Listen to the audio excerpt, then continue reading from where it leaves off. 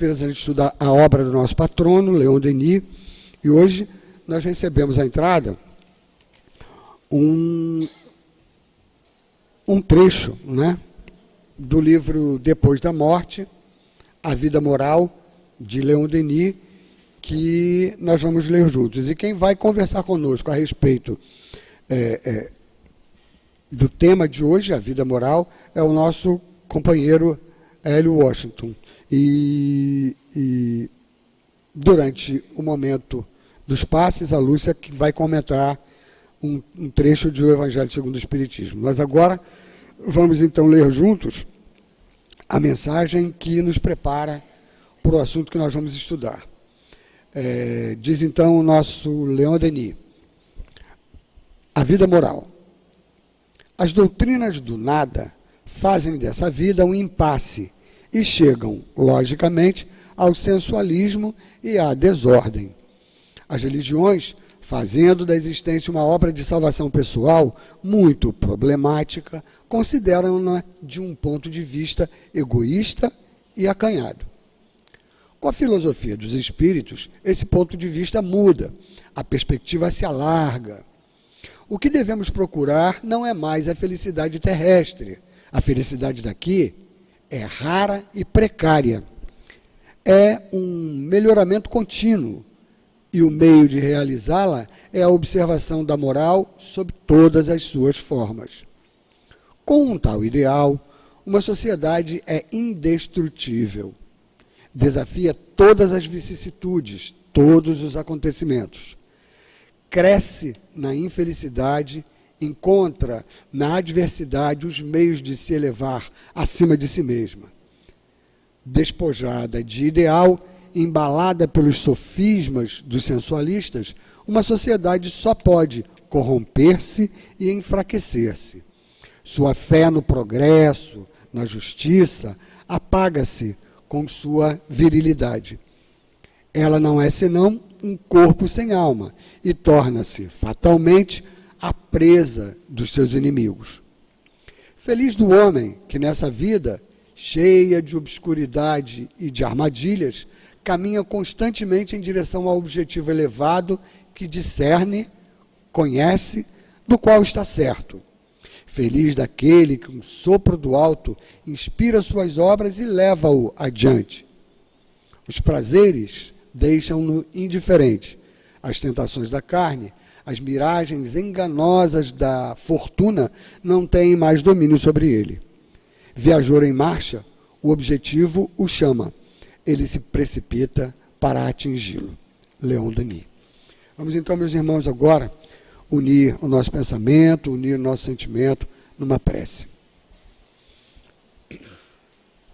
Graças a Deus. Mais uma vez, estamos aqui reunidos, espíritos encarnados e desencarnados, em Teu nome, Senhor Jesus. E, certos da Tua presença entre nós, nós insistimos para que possamos, nestes momentos de encontro, em Teu nome, possamos então deixar de lado as nossas complicações, as nossas preocupações do dia a dia, os nossos preconceitos e medos, para que dessa forma realmente possamos nos irmanar a essa equipe de trabalhadores espirituais que já atua junto a todos nós. Que seja então possível para todos nós receber os esclarecimentos e essas energias benfazejas de reequilíbrio, de pacificação, de que todos nós tanto necessitamos. Abençoa-nos, Senhor Jesus, nessa empreitada. Permite, então, que, certos da Tua direção maior, confiantes no envolvimento, na orientação, sempre presente, sempre amiga dos espíritos que são trabalhadores desta casa, em Teu nome, Senhor Jesus, nós te pedimos, para em Teu nome, em nome de Leon Denis, o nosso patrono, em nome da espiritualidade trabalhadora da casa, em nome do nosso mestre Allan Kardec, em nome de Deus, tenhamos então a permissão para dar início aos nossos trabalhos de estudo e passes da noite de hoje. Graças a Deus. Vamos então, meus irmãos, dirigir aqui a palavra ao nosso Hélio, passar a palavra ao nosso Hélio, dirigindo para ele as nossas melhores vibrações, para que nós aproveitemos bastante a nossa vinda. Boa noite a todos.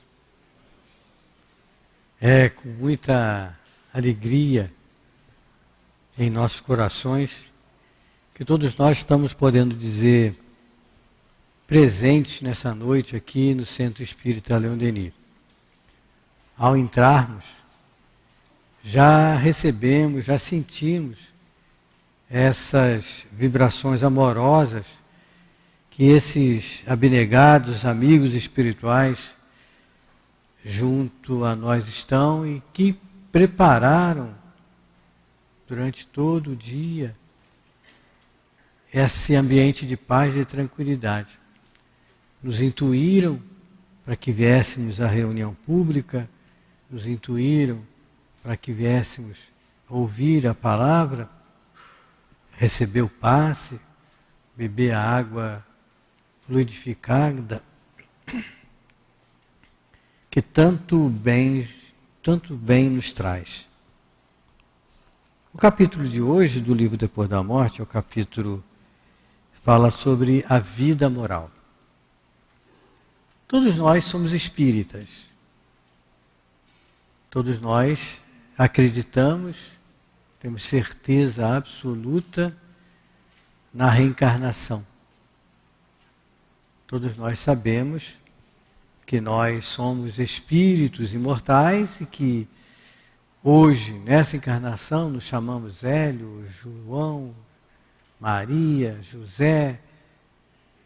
Tivemos vidas anteriores, vamos ter ainda muitas vidas posteriores. Desencarnaremos e encarnaremos muitas vezes ainda. Bem no início, foi falado sobre a educação. Vamos ter agora um seminário, né, sobre pedagogia espírita, falando muito sobre a educação. E é primordial para todos nós nos educarmos. E todos nós estamos aqui estudando, todos nós aqui estamos aprendendo. Os espíritos perguntaram, Kardec perguntou aos espíritos na pergunta 132, qual é o objetivo da encarnação dos espíritos? E Kardec e os espíritos responderam, Deus impõe-lhes a encarnação com o objetivo de fazê-los chegar à perfeição. Para uns é uma expiação, para outros é uma missão. Porém, para chegar a essa perfeição, devem suportar todas as vicissitudes da existência corporal. Nisto é que está a expiação. A encarnação tem também um outro objetivo, que é o de colocar o espírito em condições de suportar sua parte na obra da criação. É para executá-la que, em cada mundo, ele toma um instrumento em harmonia com a matéria essencial desse mundo para executar, daquele ponto de vista, as ordens de Deus. De tal forma que, concorrendo para a obra geral, ele próprio se adianta. Qual é o objetivo de nós estarmos aqui? Qual é o objetivo de nós estarmos encarnados? É para corrigirmos os erros do passado, das encarnações anteriores, e para adquirirmos virtudes, conhecimento, para podermos progredir como espíritos que somos. Progredimos só quando estamos encarnados? Não, claro que não. Progredirmos e aprendemos, estudamos muito, mesmo estando no plano espiritual. Estudamos, aí achamos que sabemos, encarnamos. Aí, como está aqui na pergunta, na resposta da 132, é uma prova. Para uns, é uma prova. Para outros, uma missão. E aí, você pode abrir um leque muito grande do que seja missão. Você pode vir como por missão ser mãe. Você pode vir por missão ser pai. Você pode vir por missão ser médico, ser professor.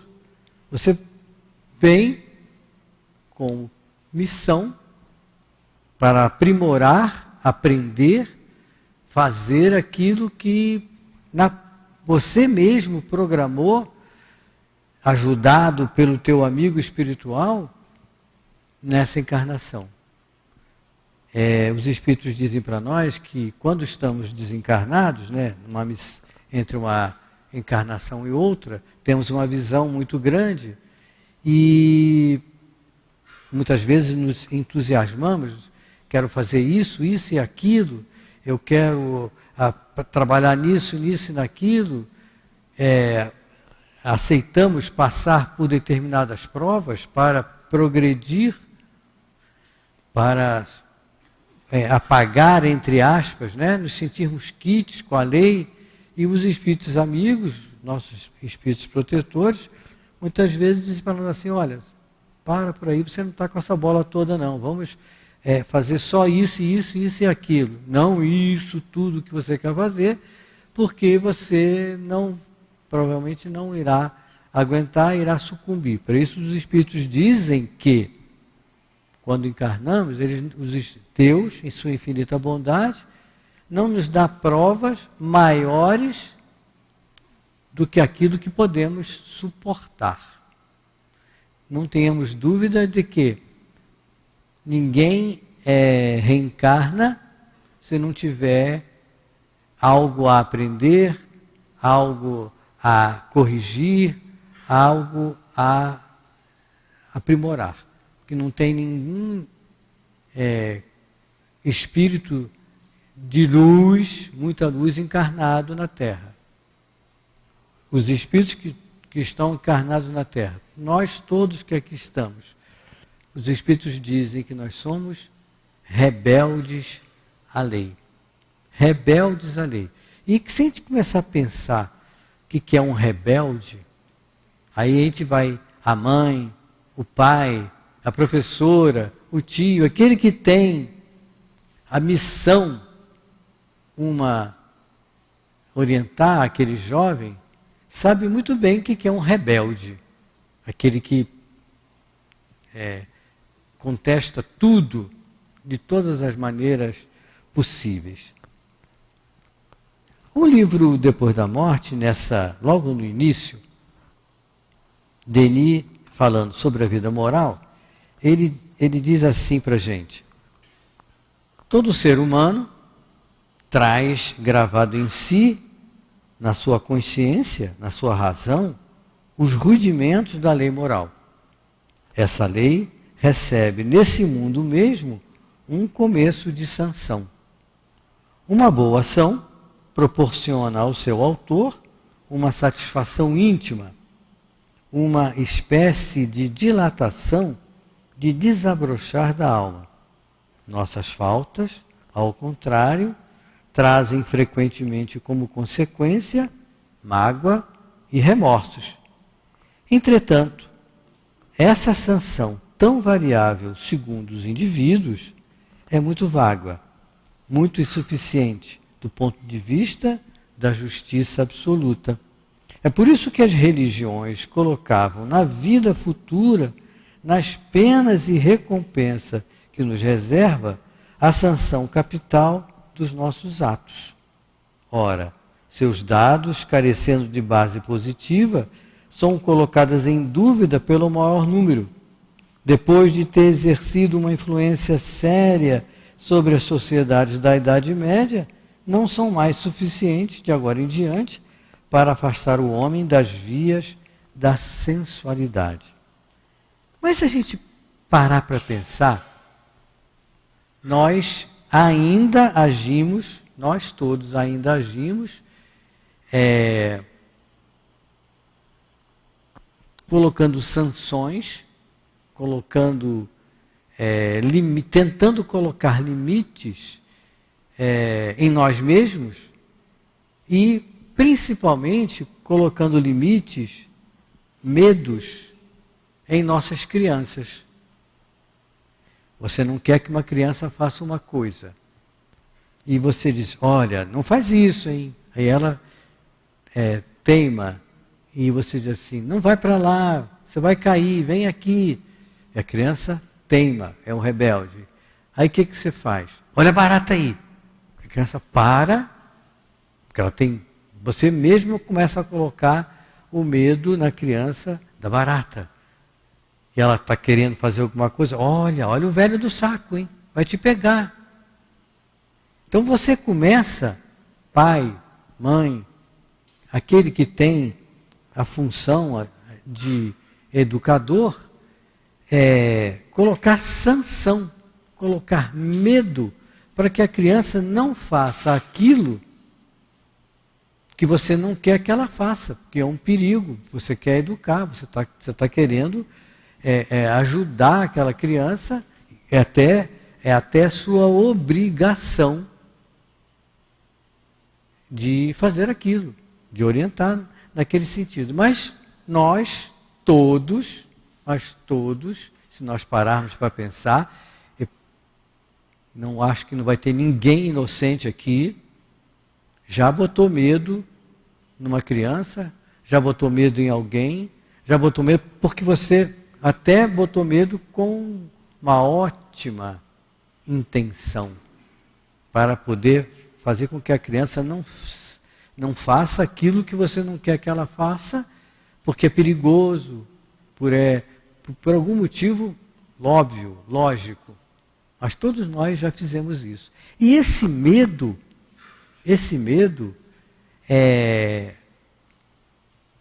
cresce conosco. Não faz isso porque Deus vai te castigar. Não faz isso porque isso é um pecado. Você vai receber uma sanção, você vai ser castigado porque você está fazendo isso. E você cresce com isso dentro de você. Hoje mesmo, foi até engraçado, no consultório, chegou uma mãezinha lá e, examinando a criança, estava aparecendo os primeiros dentinhos, né? Os dentinhos de baixo, incisivos. E ela amamentando. E eu falei assim, e aí, está te mordendo? Ela, tá. E o que você faz? Ela, não faz isso. Ela fala, não faz isso. Olha, o que ela pode fazer? Vai bater na criança? Vai tirar ela do seio? Ela realmente tem que tentar educar. Ela não vai dizer, olha, vou chamar o velho do saco para te pegar. A criança não vai entender nada. Olha a barata ali. A criança não vai entender nada. Ela tem que dar uma ordem, vamos assim dizer, para que a criança pare de fazer aquilo que ela está fazendo. O modo que ela encontrou, e a grande maioria das mães fazem isso mesmo, ela não faz isso, ai, ai, ai. E a criança para. Olhando para a mãe, ela para. Na grande maioria das vezes, para de morder, de fazer alguma coisa. Mas com o passar do tempo, você vai cada vez mais colocando medos na criança, porque você não tem tempo de dialogar. A criança crescendo, 1 ano, 2 anos, 3 anos, tem criança que não é fácil. Vocês já devem, mães, pais, professores que aqui estão, sabe que a criança, aquele espírito que vem com rebelde e que vem com muitos argumentos para combater aquela ordem que você está dando, aquela ordem que você está fazendo com que ela não faça aquilo. A criança dialoga, a criança ela traz réplicas daquilo tudo que você fez, está falando. Então você tem que ter muita força de vontade, você tem que ter muita paciência, determinação, para que você não perca, vamos assim dizer, a paciência, que perder a paciência é uma coisa difícil, ninguém perde uma coisa que você não tem, mas você passe para a agressão, uma palmadinha, um beliscão, uma sanção. E aí começa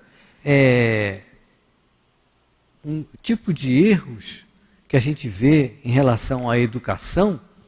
Eu mesmo, claro que já fiz isso, mas depois que eu me conscientizei disso, eu não fiz mais. É a mãe, é o pai, que diz para a criança assim, não faz isso. E a criança continua fazendo. Não, dentro de casa, no consultório eu vejo, não faz isso, a mãe continua fazendo. E a mãe começa então, faz uma ameaça, e diz assim, não faz isso porque você vai levar um beliscão. Ou não faz isso porque você vai levar um tapa. A criança continua fazendo, e a mãe não dá o beliscão, e a mãe não dá o tapa. Não estou dizendo que você deva educar a criança dando tapa e beliscão. Mas se você promete alguma coisa, você tem que fazer. Ou então, que é muito comum, mais comum ainda, fica quietinha que eu vou te dar uma bala. Fica quietinha que eu vou te dar um chocolate. E você não tem bala nem chocolate ali para dar. Você está prometendo uma coisa. E a criança cobra. A criança cobra aquilo. Então nós todos, desde o nosso tempo de criança, achamos, e se nós tivéssemos condições de dialogar aqui, perguntar, poderíamos perguntar assim, quem acha que Deus nos castiga? Alguns diriam que não, mas alguns diriam que sim. Sim, Deus me castiga. Deus castiga a gente, que nós fazemos coisas erradas, Deus castiga.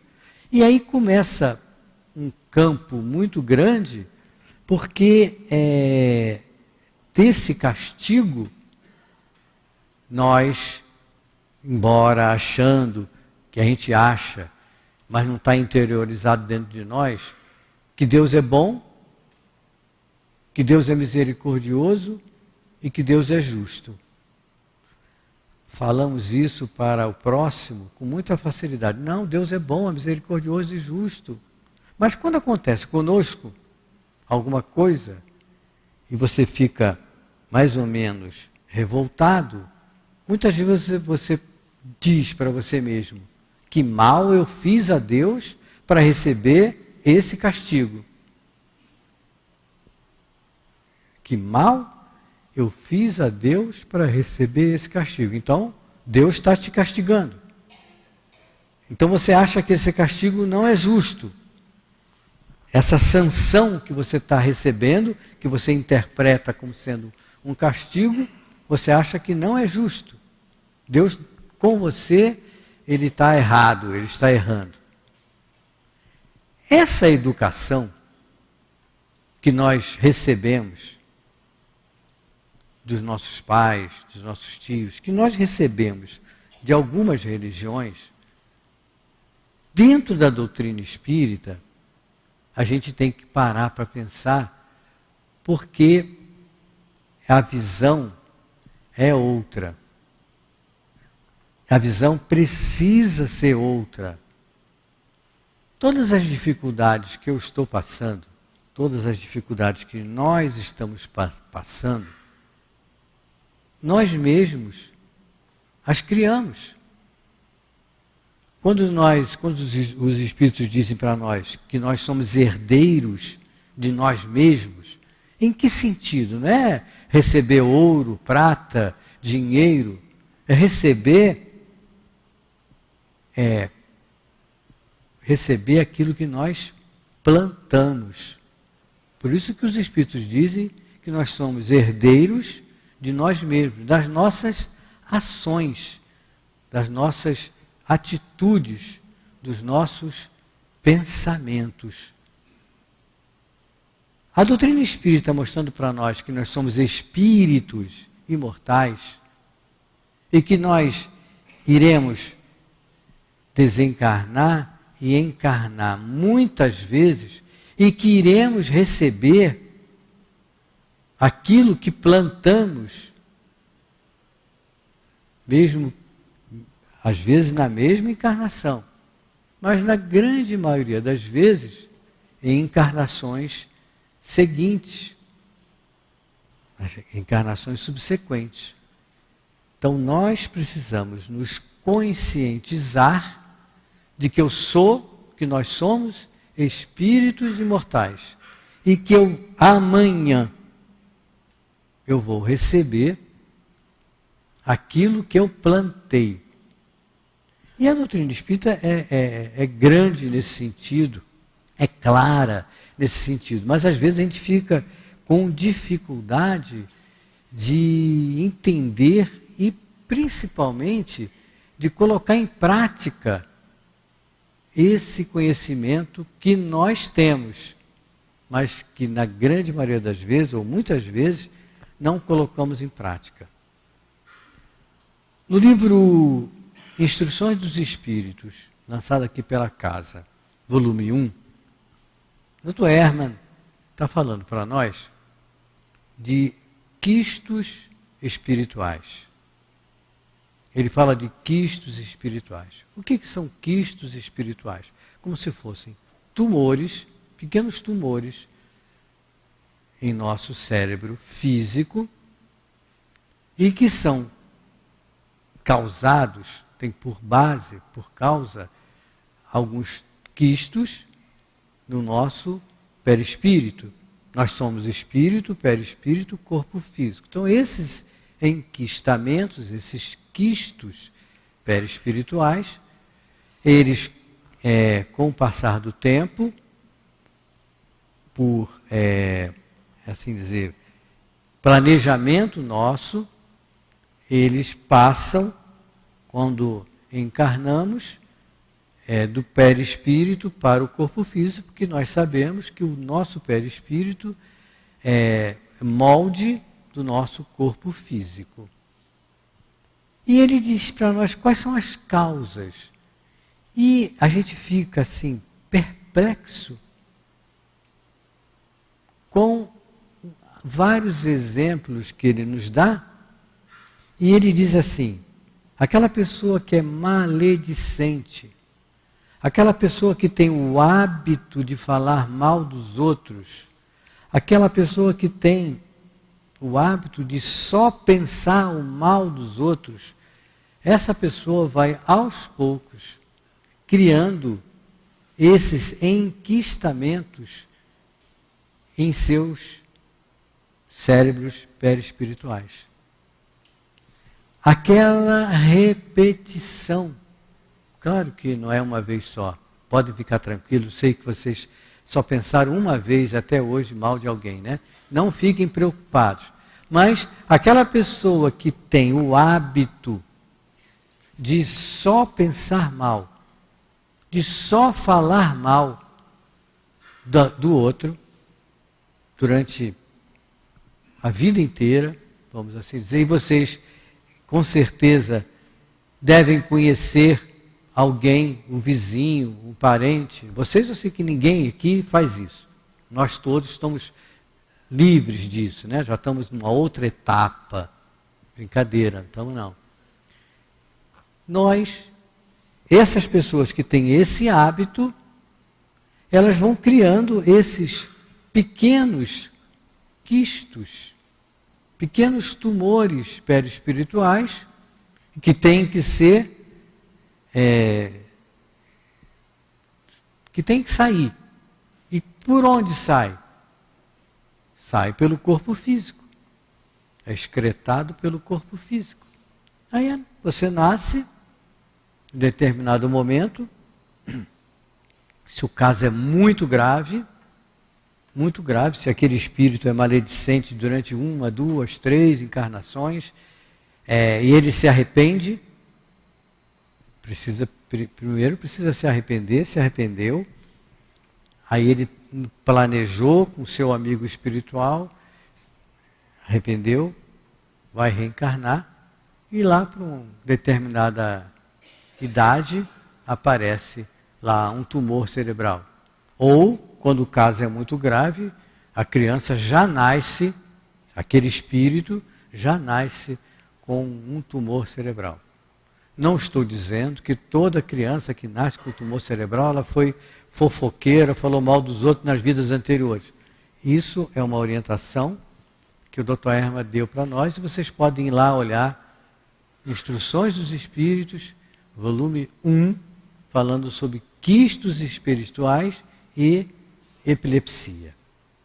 Essa é a aula, vamos dizer, que o Dr. Erma deu para todos nós, para um grupo de médicos que fez durante alguns anos seguidos, através da mediunidade do nosso altivo, essas orientações médicas e orientações em relação à casa espírita, em relação à obra social. São 3 volumes, um total de 5, então já temos 3 publicados, volumes 1, 2, 3, e que tem assuntos ali belíssimos, de uma preciosidade muito grande mesmo, nos dando orientação em todos os sentidos. Então, nós precisamos ter isso em mente. Nós ainda somos, muitas vezes, tementes a Deus. Tememos Deus. Não faço isso porque Deus vai me castigar. Não faço aquilo porque Deus vai fazer isso comigo. É uma sanção. Ótimo, tudo bem. Não fazer as coisas erradas, se de alguma forma alguém me disser, você está fazendo isso, não faz isso porque você vai acontecer isso contigo, eu vou parar. Se eu não for muito rebelde, né? Rebelde todos nós somos. Se eu não for muito rebelde, eu paro. E aquilo não continua, e aquele erro não continua. Então nós temos que ter em mente, nós precisamos nos educar. Isso é fundamental. Educar a nós mesmos. Precisamos estudar muito a doutrina espírita para nós podermos entender, compreender, assimilar e colocar em prática esses conhecimentos que a doutrina espírita nos traz.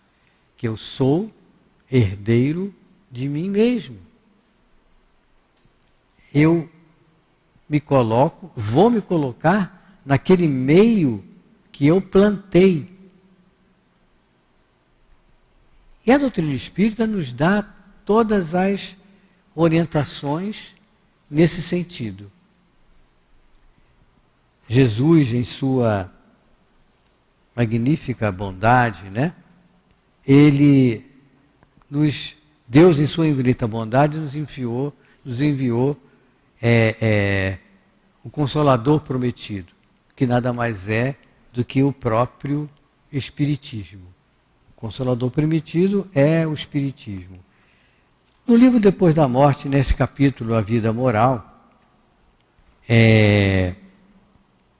na página 325, diz assim Denis para nós: a moral das igrejas, das religiões antigas, não estou falando mal das outras religiões, estou só lendo o que Denis escreveu aqui no livro.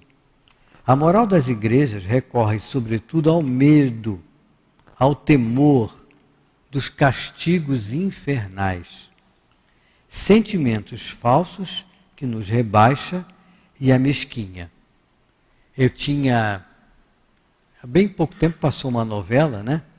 E uma das frases era que você vai arder no fogo no sétimo, negócio de sétimo inferno, no mármore dos infernos, alguma coisa nesse sentido assim. Eu não conseguia entender isso, que eu nunca estudei essa parte.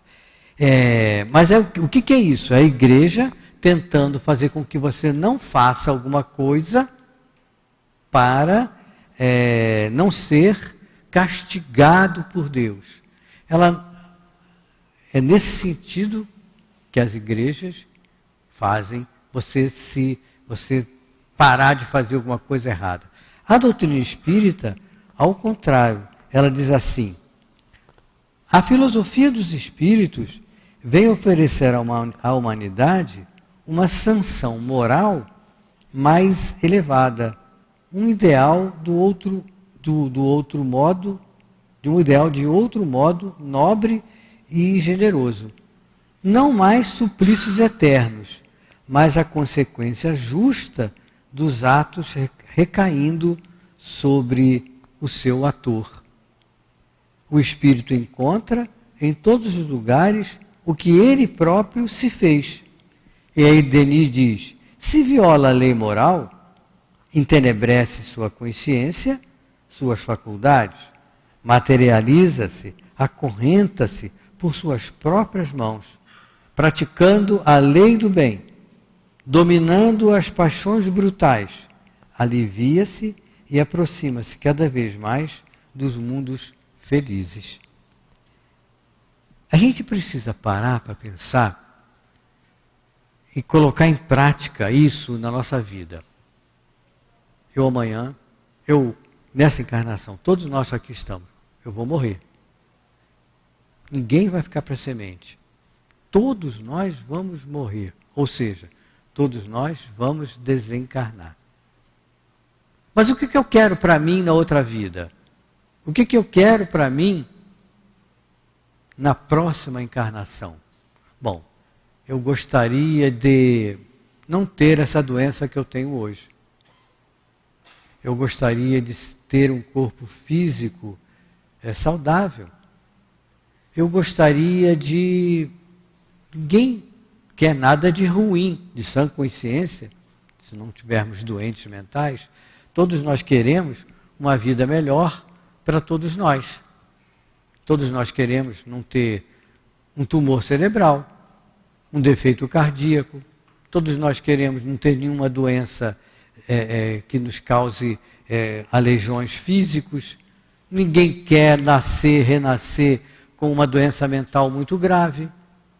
Bom, eu não quero. Bom, se eu não quero, eu tenho que começar a modificar o que eu estou fazendo agora.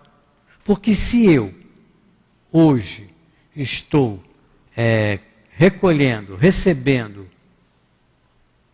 aquilo que eu fiz no passado, se eu quero melhorar o meu futuro, eu tenho que começar a fazer hoje o que eu não fiz ontem.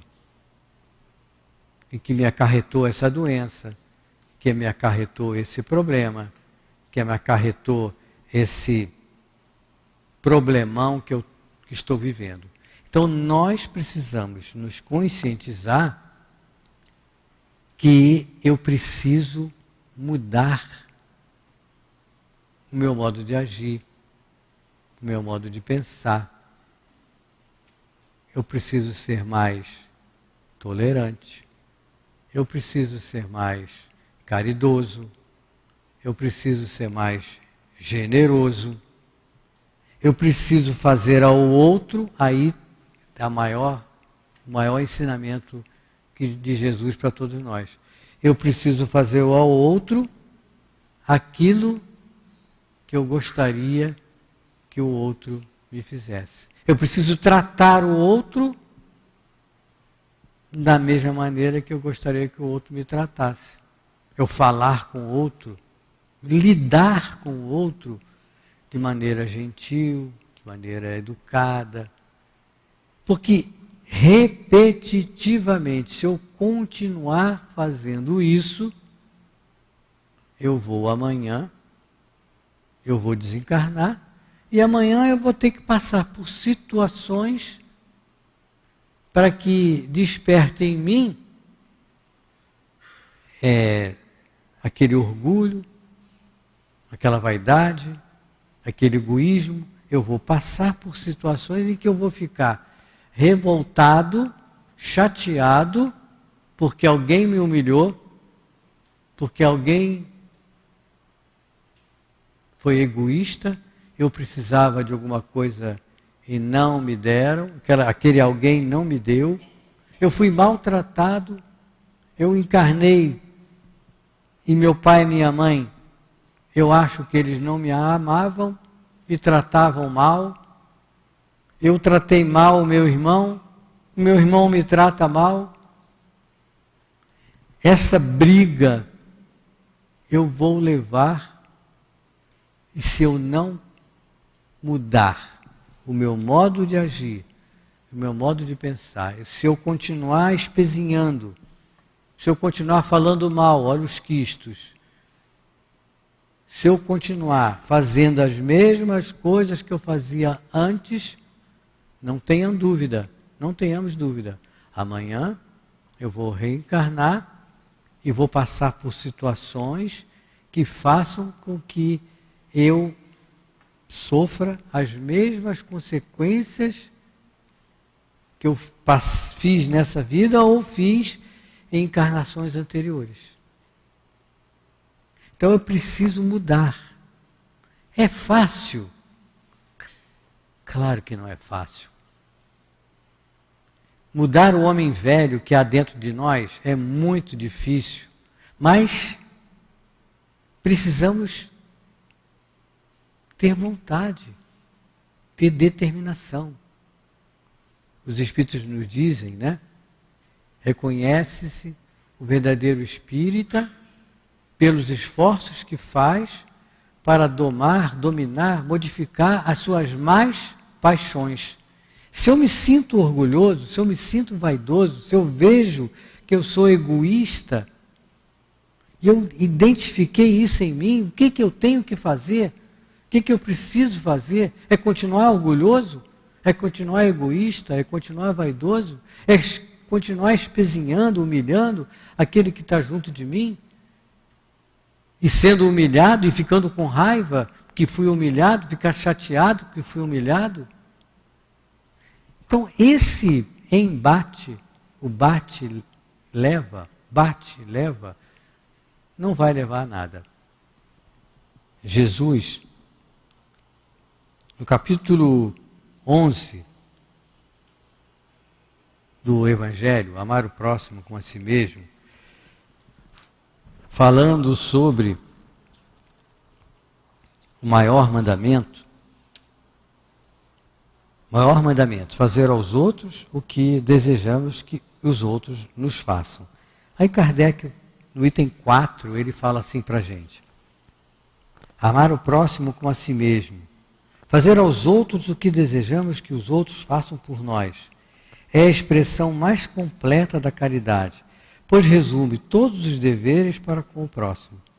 Não pode haver guia mais seguro a esse respeito do que tomar como medida do que se deve fazer aos outros o mesmo que desejamos para nós. Com que direito se exigirá um bom procedimento dos nossos semelhantes, se não temos para com eles a indulgência, a benevolência, o devotamento? A prática desses ensinamentos conduz à destruição do egoísmo, quando os homens os usarem como regra de comportamento e como base das suas instituições, compreenderão a verdadeira fraternidade e farão reinar entre eles a paz e a justiça. Não haverá mais ódios nem divergência de opiniões, mas união, concórdia e benevolência mútua. Nós somos herdeiros de nós mesmos. Amanhã eu vou reencarnar e vou sentir na pele, eu vou sofrer aquilo que eu fiz os outros passarem. Mas se eu, hoje, já estou começando a ser caridoso, a ser benevolente, a combater o egoísmo e a vaidade que há dentro de mim, com certeza, nessa encarnação ainda, eu vou começar a receber os frutos desta minha ação, ou destas minhas ações. Se eu planto amor, eu vou receber amor. Se eu planto egoísmo, se eu planto ódio, eu vou receber egoísmo e ódio, para que eu possa sentir que aquilo não é bom. Os espíritos dizem para nós que chega um determinado momento de nossas vidas, do espírito encarnado ou mesmo desencarnado, e ele diz assim: chega, parei de sofrer, não quero mais sofrer. O que eu tenho que fazer para não sofrer mais? Igual você está doente, está sofrendo, está com um tumor, está com uma ferida, e você vai ao médico: o que eu tenho que fazer para ficar curado disso? Está doendo muito, não quero continuar sentindo essa dor. E o médico diz assim: você tem que tomar esse antibiótico, tem que tomar esse medicamento, você tem que repousar, você tem que beber muita água, parar de comer açúcar. Estou doente moralmente falando. Não quero sofrer mais, chega de sofrer. Vou ao médico. Quem é o nosso médico? Jesus. E ele nos diz, eu digo para Jesus, peço a ele, o que eu tenho que fazer para não sofrer mais nas próximas encarnações? Ele diz, faça aos outros aquilo que você gostaria que o outro te fizesse. Trate o outro da mesma maneira que você gostaria que o outro te tratasse. Pratique a caridade. Tanto a caridade moral, quanto a caridade material. A caridade moral é a mais difícil de nós praticarmos. Capítulo 13 do Evangelho, que a vossa mão esquerda não saiba, o item 9, falando sobre a caridade material e a caridade moral, a irmã Rosália fala assim para nós em relação à caridade moral. Desejava que compreendesses bem o que deve ser a caridade moral, aquela que cada um de vós pode praticar, aquela que nada custa de material, mas, no entanto, é a mais difícil de ser praticada. Aí ela diz assim, a caridade moral consiste em se suportar uns aos outros. E é o que menos fazeis nesse mundo inferior em que estás encarnado nesse momento. Existe um grande mérito, acreditai no que digo, em alguém saber calar para deixar que fale o outro mais tolo, pois essa atitude também é uma forma de caridade. Saber ser surdo quando uma palavra de ironia vos é dirigida por quem está habituado a ridicularizar. Não ver o sorriso de menosprezo que vos acolhe quando entrais na casa de pessoas que frequentemente e sem razão julgam-se acima de vós, enquanto que na vida espiritual, a única real, algumas vezes estão bem abaixo. Eis aí um mérito, não de humildade, mas de caridade, porque não considerar os erros dos outros é caridade moral. E quantas vezes em casa, dentro do trabalho, principalmente em casa estão aqueles que nos cobram, os nossos cobradores, né? Aquele que nós estamos devendo. Nós não relevamos nada. Falou, eu repito. Falou isso, eu digo aquilo. Não, no trabalho, você diz, eu não levo desaforo para casa. Falou, eu falo também. E xingou, eu xingo também. Bateu, eu bato também. E é isso que a irmã Rosália vem falar para nós, que é um grande mérito saber calar quando um tolo fala mais alto. Nós estamos muito habituados em malharmos o nosso corpo físico, né? E é necessário, é muito bom. Precisamos fazer ginástica, mexer para cá, mexer para lá. Na minha idade, tem que fazer ginástica lá, mexer o braço para cá, braço para lá, mexer perna, porque senão vai entrando sem mexer, vai ficar difícil. Dói aqui, aí você vai entrar na idade do condor, né? Condor aqui, condor ali, condor em tudo quanto é lugar. Tem que mexer. Então nós temos hábitos de higiene, vamos assim dizer, física, muito grande. Nós precisamos nos conscientizar que precisamos também ter higiene para a parte espiritual, para a parte moral.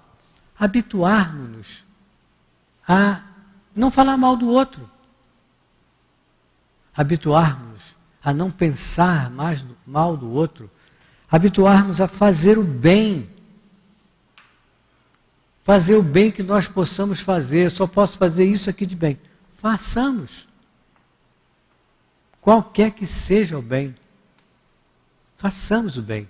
Para que a gente, aquela repetição do bem, a gente fique habituado e vamos mudando esse homem velho que há dentro de nós ainda. A casa espírita nos dá esse ensinamento, essa educação. A casa espírita nos dá a oportunidade de nós nos modificarmos, mas precisamos combater o homem preguiçoso que há dentro de nós. Hoje não vou não. É o último capítulo da novela. Hoje tem o jogo. Queria ver aquele jogo. Não estou dizendo que você não possa ver o último capítulo da novela, não estou dizendo que você não possa ver o jogo, não estou dizendo que você não possa se divertir, sair com os amigos, comer uma pizza, comer um refrigerante, alguma coisa nesse sentido. Pode e deve. Mas tem que ser na hora da reunião pública? Tem que ser na hora daquele compromisso que você assumiu com você e com o teu espírito protetor? Então nós precisamos ir aos pouquinhos nos conscientizarmos que nós precisamos nos educar. E o seminário de pedagogia vem aí, e é muito importante. Denis, no capítulo Educação, estava até me esquecendo de falar isso. O capítulo A Educação, do livro Depois da Morte, é um capítulo maravilhoso, é no caminho reto. Essa última parte do Depois da Morte tem por título, a parte 5ª, o Denis intitulou O Caminho Reto. E nesse capítulo, a educação, uma coisa que é importantíssima, Denis diz assim para nós, não vou dizer com as palavras dele, não vou dizer com as minhas palavras. Não basta ensinar a criança a ler e a escrever. Temos obrigação de ensinar os nossos filhos a ler e a escrever? Aí ele diz, não basta ensinar a criança a ler e a escrever. Há que se ensinar o alvo da vida. Há que se ensinar o objetivo da vida. Ensinar para a criança é o que nós fazemos aqui no Centro Espírita, os Centros Espíritas fazem, na evangelização infantil, dizendo com palavras que elas possam compreender que elas são espíritos imortais. Que elas vão receber aquilo que elas estão plantando. Nós precisamos fazer isso para os nossos filhos, para que amanhã eles possam, estudando a doutrina, mudando esse homem velho que há dentro deles, que há dentro de cada um de nós. Orgulhoso e egoísta. Os Espíritos dizem para nós que na base de todos os nossos problemas, tudo tem por base o orgulho e o egoísmo. Tudo está calcado no orgulho e no egoísmo. Então, que nós possamos aproveitar ao máximo a oportunidade que temos de estarmos dentro de um centro espírita, que nos oferece a oportunidade do estudo da doutrina e que nos oferece a oportunidade do trabalho. A obra social está precisando de trabalhador. A obra social está precisando de voluntário em todos os sentidos. Para nós olharmos menos para o nosso umbigo, a nossa doença, olharmos para a doença, para a mazela do outro e podermos nos colocar no lugar do outro e fazer ao outro aquilo que nós gostaríamos que o outro nos fizesse se nós estivéssemos naquela situação. Fica aqui o nosso convite, fica aqui o convite do Centro Espírita, para que todos nós aproveitemos a oportunidade de aqui estarmos. Hoje mesmo eu estava conversando com um amigo, parente de um amigo, que está hospitalizado, que ele frequenta aqui o centro, e ela disse assim para mim, ele está muito chateado porque não está podendo ir ao centro. Ele está muito chateado porque ele gostaria de estar lá, frequentando a reunião de sábado, que ele sempre vinha, que ele sempre ia, e tomando o passe. E nós dissemos, vamos ter fé, confiar em Deus, para que ele possa, se recuperando dessa doença, ter alta e possa vir ao Centro Espírita, assistir às palestras, trabalhar, receber o passe e a água fluidificada, que nós estamos tendo aqui hoje, todos nós estamos tendo. Que possamos sair daqui então com essa noção, com essa determinação. Eu sou o herdeiro de mim mesmo. Amanhã eu vou reencarnar e vou colher aquilo que eu plantei. Uma boa noite a todos. Nós agradecemos ao nosso Hélio. Que Deus o abençoe e que ele esteja aqui conosco em outras oportunidades. Agora é o momento dos passes, durante os quais a Lúcia vai comentar, fazendo o trabalho de sustentação do capítulo 13 de O Evangelho segundo o Espiritismo, que a vossa mão esquerda não saiba, justamente um item a que o Hélio se referiu, o item 9, a caridade material e a caridade moral, naquela parte das instruções dos Espíritos, e a assinatura é de Irmã Rosália.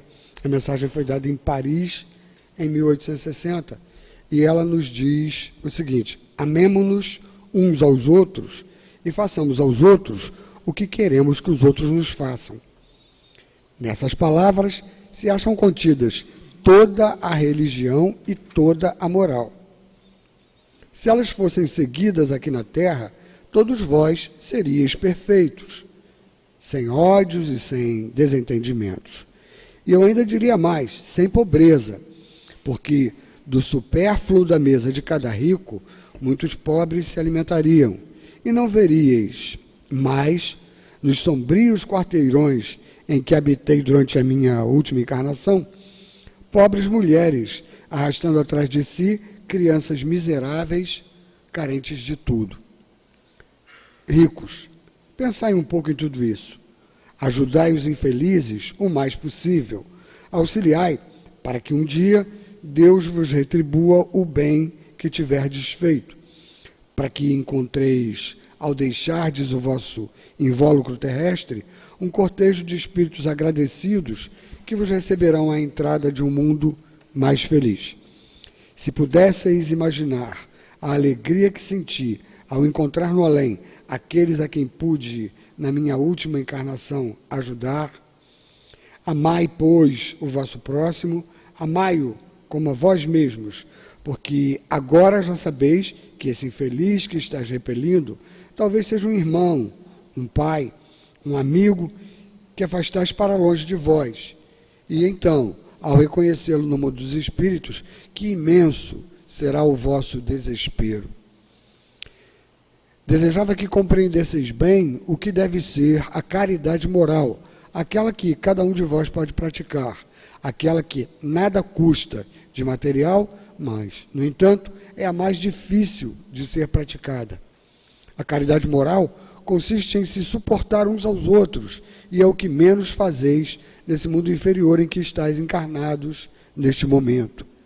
Existe um grande mérito, acreditai no que digo, em alguém saber calar para deixar que fale outro mais tolo, pois essa atitude também é uma forma de caridade. Saber ser surdo quando uma palavra de ironia vos é dirigida por quem está habituado a ridicularizar. Não ver o sorriso de menosprezo que vos acolhe quando entrais na casa de pessoas que frequentemente, sem razão, julgam-se acima de vós, enquanto que, na vida espiritual, a única real, algumas vezes estão bem abaixo. Eis aí um mérito não de humildade, mas de caridade, porque não considerar os erros dos outros é caridade moral. Entretanto, esta caridade não deve impedir a prática da outra. Pensai principalmente em não desprezar o vosso semelhante. Lembrai de tudo o que eu já vos disse. É preciso ter sempre em mente que no pobre rejeitado desdenhosamente podeis estar repelindo um espírito que vos foi querido e que se acha momentaneamente em uma posição inferior à vossa. Revi um dos pobres da terra, a quem pude, por felicidade, ajudar algumas vezes e a quem, por minha vez, tenho agora de implorar. Lembrai-vos de que Jesus disse que somos irmãos e pensai sempre nessas palavras antes de repelir o leproso ou o mendigo. Adeus. Pensai nos que sofrem e orai. Irmã Rosália, Paris, 1860. E agora os nossos companheiros médios vão se dirigir até o local indicado pelos responsáveis para o exercício da atividade mediúnica, que nós lembramos é uma tarefa exclusiva dos médiuns da casa que foram previamente preparados para ela. Vamos procurar não prestar atenção nessa movimentação dos nossos companheiros, ao contrário disso, vamos procurar manter o nosso silêncio interior, vamos procurar nos manter pacificados, equilibrados. É o momento de termos mais pertinho de nós esse abraço, esse envolvimento carinhoso da espiritualidade amiga da casa. Vamos então buscar também, através do nosso pensamento, sintonizar os nossos irmãos, amigos, companheiros de caminhada, que saibamos necessitados de ajuda, de amparo, de qualquer espécie. Vamos interceder por eles, junto a esses amigos espirituais, e aí a gente já não estará apenas recebendo, mas já estará também fazendo a parte que a gente já pode fazer na tarefa do bem maior. Nós convidamos também para esse momento de preces e de vibrações no bem os nossos irmãos internautas que seguem conosco. Vamos então rezar para dar início a ela. Graças a Deus. Cada vez mais nós temos tido, Senhor Jesus, a oportunidade nessa casa que é tua de compreender melhor a causa dos nossos sofrimentos, das nossas dificuldades e a cada vez mais solidificar em nós a certeza de que são momentos nossos, de responsabilidade nossa e que cabe a nós a superação de todos eles. Nós temos também, Senhor Jesus, recebido a certeza de que nunca somos abandonados. E é nessa certeza que nós invocamos o teu coração generoso para que sejamos amparados, sejamos envolvidos, orientados, socorridos nessas nossas necessidades, nesses nossos momentos de testemunho. A certeza de poder contar com esse envolvimento generoso certamente nos fortalece. Que tenhamos então, Senhor Jesus, a tua permissão, a permissão da espiritualidade amiga, trabalhadora da casa e de Deus, para dar início a esse momento de passes. Graças a Deus.